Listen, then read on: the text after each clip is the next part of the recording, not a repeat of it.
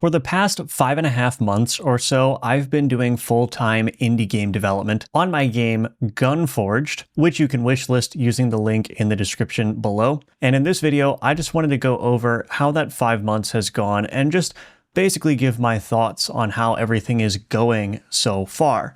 And while I'm doing this, I'm actually going to be working on the new boss that I'm making for Gunforged. His name is Naki the Mole Rat, and this is what he looks like. And I'm just going to be kind of working on him in between just giving my thoughts. It's going to be a little bit of an unstructured video in that sense. So obviously with this run animation, I need to make some more things on his body move. So that's going to be the next thing that I work on. There we go. That's a little bit nicer. So I get a lot of questions on my streams asking how indie game development is going. And I would say that it's going very well. I'm having a lot of fun with it. And Gunforged has been in development in some form for like 4 years now. And to know that it's almost released, that it's almost finished, is awesome for a couple reasons. So number one, it's an opportunity for me to make more money because right now money is limited, as is the nature of going solo with any endeavor, with any business endeavor, whether it's games or anything else, but also just getting that off my plate and getting the game out so I can move on to some new ideas that I have. That's also great. So I'm having a lot of fun doing that. It's a lot of fun to wake up every morning and kind of set my own schedule for how I want to work and what I want to accomplish that day. I can vary up my tasks depending on what I want to do. So I can work on a video, I can work on adding a boss, doing animations, I can work on drawing the pixel art, doing the gameplay programming, all kinds of stuff. And there's just generally something new to do every day, which I really like. Of course, budget is a consideration here as well. And I mentioned that one of the reasons that I'm looking forward to releasing Gunforged is because I can start new income coming in. Now, most of my monthly income right now is coming from the sales of my Udemy courses, which are linked in the description below. And those courses teach you how to build a complete game in the Godot engine using either C# or GDScript. Now, in terms of how that relates to the budget, I'm actually still running a slight deficit, meaning that I can't go on this trajectory forever. I am currently projecting out that I can go for about a year longer, assuming nothing else changes. So that assumes that the Udemy revenue doesn't change much, and that assumes also that Gunforged makes no money. Those are very unlikely scenarios. I certainly have options to make more money if I need to, but all else being equal, right now I can go for another year. So that means that I should be able to publish Gunforged and one other game before I run out of money. And again, that's assuming these games make no money. Okay, I think it's time now to give him a little bit of an attack animation. So I'm going to go ahead and just give him an animation called attack. Go to the reset animation so everything gets reset very nicely. And I kind of want him to raise his pickaxe up in the air. And so we're going to see how that works. I think it's going to be relatively difficult, but we'll see. Well, now here we got a problem with the animation player. That does not look correct at all, does it? All right, well, this isn't working out very well because right now I'm animating the pickaxe separately from the hand, but I'm trying to make the pickaxe stay in the hand. So I'm going to have to do something else with this. And probably have to use a remote transform 2D to keep the pickaxe in line with the hand. Before I fix that attack animation, I want to talk a little bit about why I entered full-time indie game development and why I felt comfortable doing it. And I'm not really in a position to give advice as to whether you should do this or not, because I haven't made basically any money from any game that I've published. I've made a little bit of money, but it's not anywhere close to enough money to sustain a lifestyle or anything. So take any advice that might come across in this video with a grain of salt. You really, as a general rule, shouldn't be listening to people who aren't successful in the realms where they're giving advice. So I'm just going to speak to my own personal experience, why I felt comfortable doing this. So previously I was working full-time as a software engineer, and because I don't have very many expenses and I manage my finances generally pretty well, I have a pretty solid financial safety net. Now, this does not only include what's in my savings, it also includes everything like investment accounts and other investments and assets. And those investment accounts are really serving as, like I said, a financial safety net. So the strategy that I took is I took all of the money that was in my savings account and I basically said, I'm going to treat this as if this is the only money that I have. This is going to be used for my everyday expenses. So it's going to be used to pay my mortgage, my grocery bills. It's going to be used to pay for McDonald's double quarter pounder with cheese. It's going to be used to pay for my health insurance because I'm in the US. And of course, taxes as well. So all of that stuff together is what I'm spending my savings money on. Anything else that comes up, like an emergency expense, that's when I turn to the financial safety net of the investment account where I can liquidate assets there to pull money. So for instance, like a month or two into my full-time indie game development journey, my house needed a new roof. Now, if there are any homeowners out there, you know that a new roof is not exactly the cheapest thing in the world. So rather than drastically cut down the amount of budget that I have for full-time indie game dev, I just left my indie game dev budget alone and liquidated some assets to pay for that roof repair. So it's as if my indie game budget didn't get touched. So what I would recommend, and this is the advice part where you should take this with a grain of salt, but what I would recommend is that you should probably be in a very good financial situation if you're going to try to do this, because the position that I'm in right now is if the money in my savings account goes to zero, there is no future in which I'm homeless or unable to pay my bills because of the aforementioned financial safety net. This whole process of trying to make it as an indie game developer would be a lot more stressful if the only money I had was the money in my savings account. Because guess what? I would have started off on this indie game journey and then 2 months later found out that I need to pay for this emergency expense, which is my roof. And now that could have put me in a very bad situation where my savings account gets drained and now I have to scramble to find another job, and I'm not able to adequately pursue that indie game development path. And I would say that that financial safety net is probably why I'm enjoying this process so much, because there's very little pressure relatively on me right now. Now, again, I'm not going to do this forever. I don't want to burn through all of my financial safety net because that financial safety net is for everything. It's not just for me to try and pursue indie game development. That needs to remain intact for the other things that can happen in life. So I'm not just going to sit here and burn through that, all of that money. That money is supposed to remain untouched except in emergencies. All right, so what I've done here is I've set up a remote transform 2D that does not update the pickaxe's rotation. It only updates the position. So now what I should be able to do is I should be able to now rotate it the way that I need to. So if I go to my pickaxe, there we go. So it's looking really rough right now, but I'm just getting in place this body animation. I think I'm going to have him rotate forward like he's slamming down really hard. I know it probably looks bad on your end, but I'm seeing in my mind right now how it's going to end up.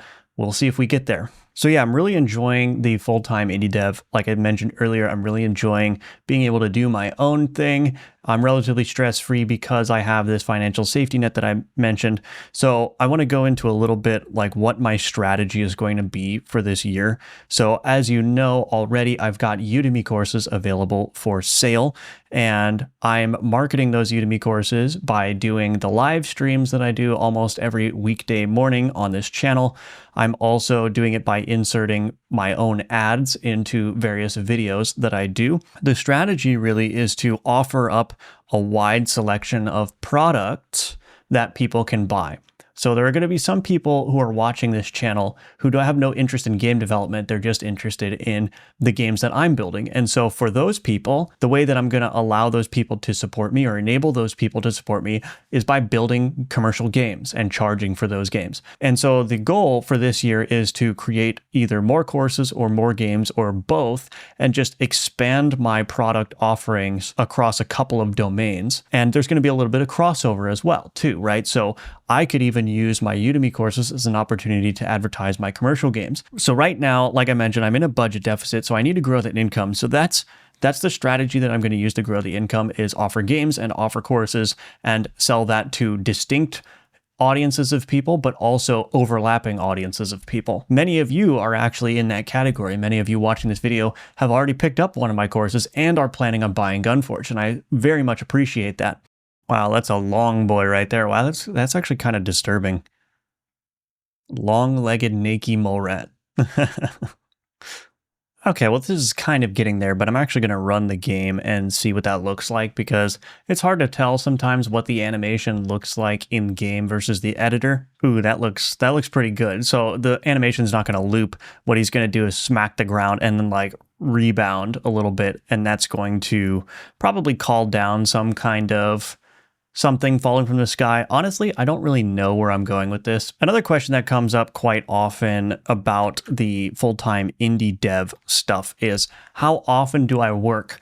I think that there's this maybe misconception that when you're doing full-time indie game dev, that these devs that you see on YouTube and whatnot, they're working like 12 hours a day nonstop, and that's just not what I do. I mean, I would really not enjoy this if I was working 12 hours a day or even 8 hours a day. Typically, I've only got maybe 4 to 6 hours of good work in me per day. It's just after a certain amount of time, you start to lose mental energy, you start to lose interest, you start desiring cutting corners and just trying to get the thing done. And I don't want to be in that situation. So I have probably 4 to 6 hours of good work in me every day. And that's generally how much I work on Gunforged. So all the progress that you've seen on Gunforged over the past couple months has been, let's just call it 4 hours a day. 4 hours a day of work. Now, what do I do with the rest of my time? Well, I basically just do whatever I want to do. I handle errands, I go to appointments that I hang out with friends, I'll play video games like Path of Exile 2, which just came out. I've been playing a lot of that. And that's a good balance that works for me. I don't want to get to the stage where I'm working on Gunforged so much that I'm just not enjoying it, right? I want to make sure that I enjoy it, but also I find that I can't force creativity, right? When I need to make a new boss, I can't just sit down and say, okay, I'm going to spend 4 hours making this boss, because I might not be inspired that day. And inspiration is not, in my experience, is not really something that you can force yourself to do. Maybe there are some people who can, but I get inspiration by playing other games. There are several mechanics in Gunforged, or several pieces of content in Gunforged that are directly inspired by Path of Exile or Tiny Rogues or Brotato. And so sometimes I'll take a break to play those games and I'll notice, or I'll try to analyze what those games are doing. Now, I'm not just sitting there saying like I'm playing video games to analyze it. I'm doing it for fun too, but I'll be like, hey, that's a cool idea. I wonder if I can modify that in some way and then put it in Gunforged. So if I don't have an idea for a boss and I know I need to make one, I just won't start working on that until some idea comes to me. But yeah, I just don't think it's feasible or reasonable for me personally to work more than 4 to 6 hours on the game per day. All right, I think the last thing that this attack animation needs is for the hat, or the hard hat, to fly off his head a little bit and then land back. So let's see if I can do that. All right, now I think I've got a little bit better of an animation. So he slams down, a little bit of a wind up there, slams down and then returns to his position. All right, so this animation is looking pretty good right now. And one more thing that I want to address before I kind of give my closing thoughts is, a lot of people ask me how I stay motivated. So I mentioned that I work 4 to 6 hours every day, or just about every day. And people say, how do I stay motivated? And I actually love answering this question because I can kind of be a little bit subversive about it and say that if you are hoping that motivation is going to propel you through your game development journey or any project, in my opinion, you're already asking the wrong question. In my experience, motivation, it's going to come and go. There are times where I'm super motivated to work on Gunforged because there's something really fun that I'm implementing, or I'm, designing a new mechanic or whatever, and it's feeling really good. And then there are times, like frankly right now, where I'm just animating a character for the nth time, and it's a little bit old and it takes a while and it's a little bit tedious, but I just got to get through it. I would say that motivation is going to come and go. And because it comes and goes, you can't rely on it to get you through your project, because when the motivation gets in a slump period, then you're not going to want to work on your project. So what you need actually is you need discipline. And discipline is simply the ability to sit down and work on your project regardless of how you're feeling about it. Now, obviously, there's limits to everything, right? If you are just an absolute emotional wreck or whatever, you probably shouldn't force yourself to do anything that you really don't want to do. But I'm saying, like, just typical run-of-the-mill procrastination, whatever you have to work on is just tedious and you don't want to do it, you kind of have to learn how to bite the bullet and just get through it. And you can build up this habit relatively easily.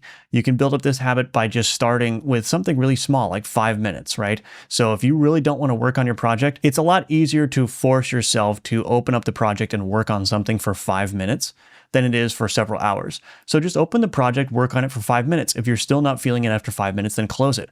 The point is that you need to inculcate that habit of knowing what it feels like to work despite the fact that you really don't want to, or it's too tedious or whatever. My main point here is that the motivation is not going to get you through your project. Discipline is. So try to inculcate that habit of discipline. Try to work on your game even when it's tedious to do so, even when there's a shiny new game out that you'd rather be playing than working on the game. And what you'll find, at least in my experience, is that you'll actually start to desire the work after a little bit. Like even the tedious parts, you will start to feel like you'd rather be working than playing a video game, that you really feel like getting something done right now, and it'll just come easier. So train that within yourself, train that discipline and work on it, build it up. It's like a muscle, right? It really is like training. You have to train. You can't just force yourself to sit down and work for 4 hours when you haven't built up that habit of discipline. So yeah, I don't know. This was kind of a rambling video. I don't know if any of that is useful. And so yeah, I'm really excited to see where this year goes. I'm excited to get Gunforged out here relatively soon. So check the link in the description below to wishlist Gunforged. And I hope some of my ramblings or some of my thoughts were useful to you. Anyway, if you made it this far in this video, thanks for listening to my ramblings. And I hope that this format of just having something that I'm working on in between what I'm talking about is a little bit more engaging. Leave a comment below, give me your thoughts on anything that I've said, or if you like this format. If you like this format, I'll do more videos in this style where I just kind of talk about anything while I'm working on something for Gunforged simultaneously. Otherwise, check the links in the description below. Those are all the ways you can support me, and I will see you in the next video. All right, bye-bye. Thanks for watching this video. If you'd like to support my work, you can purchase one of my courses, you can wishlist my upcoming game Gunforged on Steam, and you can sign up for my email list at firebelly.com. The links for all of those things are in the description below.